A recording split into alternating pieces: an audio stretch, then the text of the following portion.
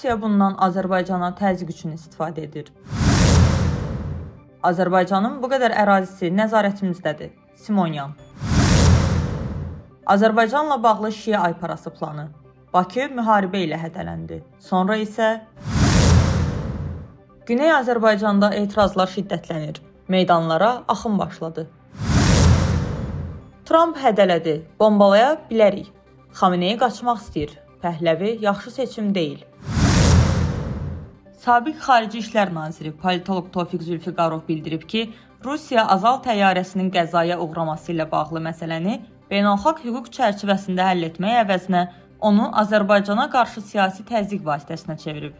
Onun sözlərinə görə, Moskvanın bu mövqeyi beynəlxalq qanunlara ziddir və dəyişəcəyi də gözlənilmir. Zülfiqarov Rusiya İstintaq Komitəsinin rəhbəri Aleksandr Bastrikinin Azərbaycan baş prokuroruna ünvanladığı məktubu şərh edərkən vurğulayıb ki, Bakı ilk gündən məsələnin yalnız beynəlxalq hüquq normaları əsasında araşdırılmasını tələb edir. Lakin Rusiya tərəfi bu yanaşmanı qəbul etmir və siyasi motivli davranış nümayiş etdirir. Politoloq qeyd edib ki, Azərbaycan bu cür təzyiqləri qəbul etmir və etməyəcək.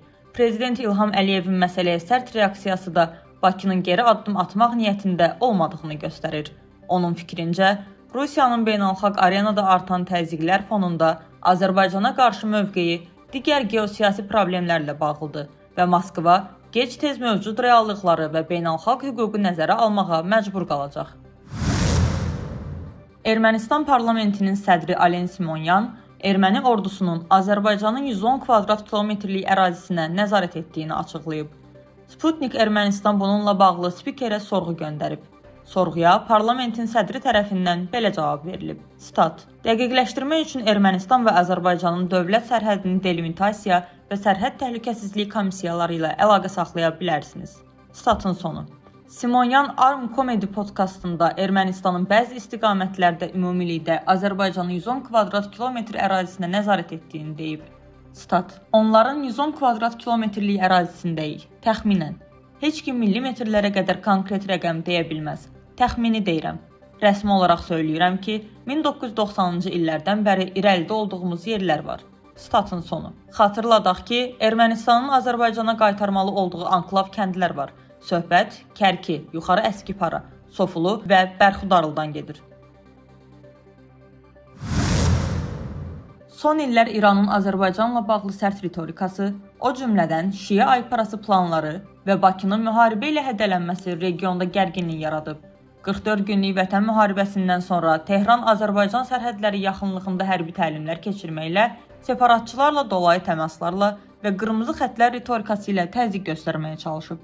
Qlobal Infoya danışan politoloq Zaur Məmmədovun fikrincə, bu cəhdlər nəticə vermədi. Azərbaycan milli maraqlara əsaslanan müstəqil siyasətindən geri çəkilmədi. Qarabağda separatçılığa son qoydu və regional proseslərdə mövqeyini gücləndirdi. Nəticədə Bakını hədələyən qüvvələr beynəlxalq müstəvidə zəifləməyə başladı. Bu proseslər fonunda İranın daxili vəziyyəti kəskinləşib. 2025-ci ilin sonu və 2026-cı ilin əvvəlində baş verən etirazlar artıq sistem böhranı xarakteri alıb. İqtisadi çətinliklər, ideoloji boşluq və siyasi məyusluq cəmiyyətdə narazılığı artırıb. Ekspert qeyd edir ki, Prezident Məsud Pezeşkiyanın hakimiyyətə gəlişindən sonra Azərbaycanla münasibətlərdə nisbi yumşalma olsa da, bu, İranın dərin daxili problemlərini həll etməyib. Realın dəyərdən düşməsi, inflyasiya və sosial təbəqələrin zəifləməsi dövlətlə cəmiyyət arasında etimadı azaldıb. Beləliklə, bir vaxtlar Azərbaycanı Şiə ayparası və müharibə hədələri ilə təzyiq altına almağa çalışan İran, bugün özü ciddi daxili böhranla üz-üzə qalıb.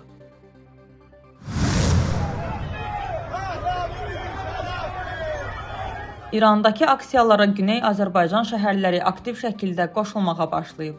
Artıq Təbriz, Ərdəbil, Urmiya və digər şəhərlərdə güneylilər meydanlara axın edib. Hazırda Tehranda daxil olmaqla bir çox bölgədə rejimin bayrağı endirilib.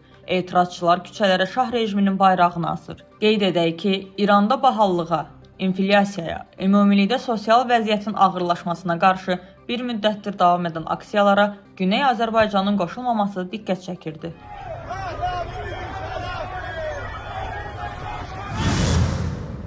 ABŞ prezidenti Donald Trump İrandakı mövcud vəziyyət və mümkün siyasi gələcək barədə bir-birini tamamlayan bir sıra sərt açıqlamalar verib. Tramp bildirib ki, indiki mərhələdə Rıza Pəhləvi İranı idarə etmək üçün uyğun namizəd deyil. O, mühafizəkar respublikaçı, siyasətçi və jurnalist Hugh Hewitt müsahibəsində Rıza Pəhləvini yaxşı insan kimi dəyərləndirsə də, hazırki şəraitdə liderliyi üçün doğru seçim olmadığını vurğulayıb. ABŞ prezidentinin sözlərinə görə, İranın gələcək rəhbərliyi zamanla və prosesin gedişində formalaşacaq. Hazırda konkret bir şəxsin önə çıxarılması düzgün addım sayılmır. Eyni müsahibə çərçivəsində Tramp İranda davam edən etiraz aksiyalarına da toxunub. O, Tehran hakimiyyətinə açıq xəbərdarlıq edərək bildirib ki, əgər etirazçıların öldürülməsinə başlanılarsa, Vaşinqton İrana qarşı son dərəcə sərt zərbələr endirəcək və İran bunun ağır bədəlini ödəyəcək. Tramp qeyd edib ki, bu mesaj İran tərəfinə dəfələrlə və açıq şəkildə çatdırılıb. Bununla yanaşı ABŞ prezidenti daha sensasyon bir iddiada səsləndirib.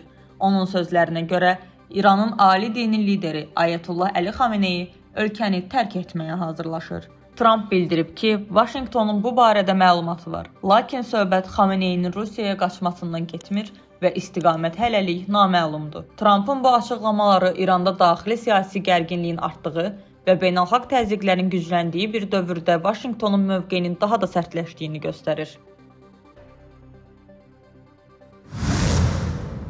Trampın əlləri mindən çox İranlının qanına boyanıb. 12 günlük müharibədə minlərlə həmvətənimiz, komandirlərdən, elm adamlarından və hörmətli şəxslərdən tutmuş adi insanlara qədər şəhid olub. Bunu İranın ali dini lideri Ayətullah Əli Xameneyi deyib.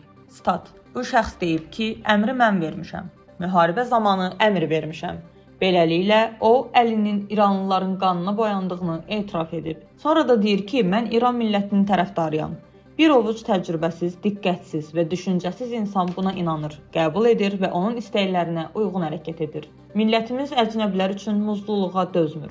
Kim olursan ol, bir dəfə əcnəbi üçün muzlu ol, bir dəfə əcnəbi üçün işlə, millət səni rədd edilmiş hesab edir. Orada təkəbbür və qürurla oturub bütün dünyanı mühakimə edən o adama gəldikdə isə, o həmçinin bilməlidir ki, adətən dünyanın despotları və təkəbbürlü gücləri, məsələn, Firon, Nəmrud, Rızaxan, Məhəmməd Rıza və bu kimiləri qürurlarının zirvəsində olduqları zaman devrilmişdilər. O da devriləcək. Statın sonu.